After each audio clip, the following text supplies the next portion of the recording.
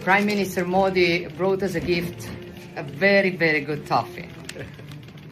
Melody.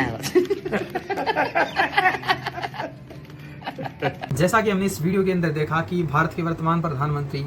Italy के प्रधानमंत्री को एक टॉफी का पैकेट गिफ्ट कर रहे हैं। और ज़्यादातर लोग सोचते होंगे कि ये सिर्फ मज़े के लिए है, और या फिर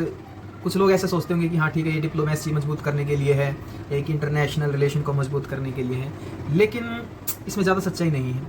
जो मेन बात है, जो सबसे मेन बात है, वो ये है कि ये एक इंटरनल पॉलिटिकल स्ट्रेंथ को डेवलप करने के लिए किया गया है। जो रूलिंग पार्टी है उसकी स्ट्रेंथ को मजबूत करने के लिए एक बहुत सोच समझ के की गई एक्टिविटी है, बहुत ज़्यादा सोच समझ के की गई एक्टिविटी है। देखिए, इसको समझने से पहले हमें समझना पड़ेगा कि दो तीन साल से ये सब चल रहा है कि जो भारत के प्रधानमंत्री हैं वो इनसे मुलाकात करते हैं इटली के प्रधानमंत्री के साथ, ठीक है, जो कि एक लेडी है, मेलोनी नाम है इनका। तो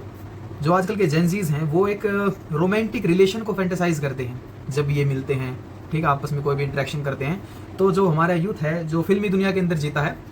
तो वो जैसे कि आज मान लीजिए उम्र है तकरीबन 12 साल से लेकर के 30 साल तक की, तो ये एज ग्रुप है, इसी को ही मेन टारगेट किया जाता है। तो ये जो एज ग्रुप है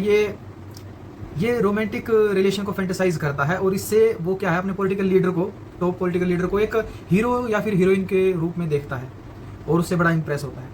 और इसी चीज़ को जो रूलिंग पार्टी है उसकी टॉप लीडरशिप समझती है। जो उनके लिए बैठे जो पॉलिसी एनालिस्ट बैठे हैं, जो ब्यूरोक्रेसी बैठी है, तो वहाँ पर वो समझते हैं कि जेनजीज क्या सोच रहे हैं, और उन सब चीज़ों के लिए जो अपनी सत्ता है उसको लेजिटिमाइज करने के लिए, अपना चुनाव के अंदर फ़ायदा के लिए, तो वो चाहते हैं, हालांकि अब तो जो ये कोएलिशन गवर्नमेंट है, गठबंधन की सरकार बनी है, तो वो समझ रहे हैं कि ठीक है, वो जो जनता का पार्ट है ना, वो धीरे धीरे नापसंद करता जा रहा है।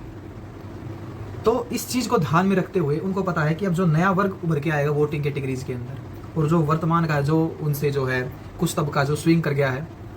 तो उस तबके को अपने बस में करना है, उसको टारगेट करना है। तो उस चीज़ के लिए ये सारी चीज़ें होती हैं कि एक ना जो वर्तमान प्रधानमंत्री उसको एक हीरो के रूप में प्रेजेंट करो, इंटरनेशनल एरेना में करो, क्योंकि इंटरनेशनल एरेना में करोगे तो क्या होता है कि पूरे देश को एक इंसान प्रेजेंट कर रहा होता है। उस समय जब चुनाव चल रहे होते हैं तो अलग अलग रिप्रेजेंटेशन है, लेकिन जब वो देश की बात आती है तो जो सबके दिमाग में ही चलता है कि हाँ ठीक है, ये हमारे देश को रिप्रेजेंट कर रही है। तो ये सारी चीज़ें हैं जो कि बताती हैं कि ये जो एक्टिविटीज़ हैं ये ऐसे ही नहीं होती, इनके पीछे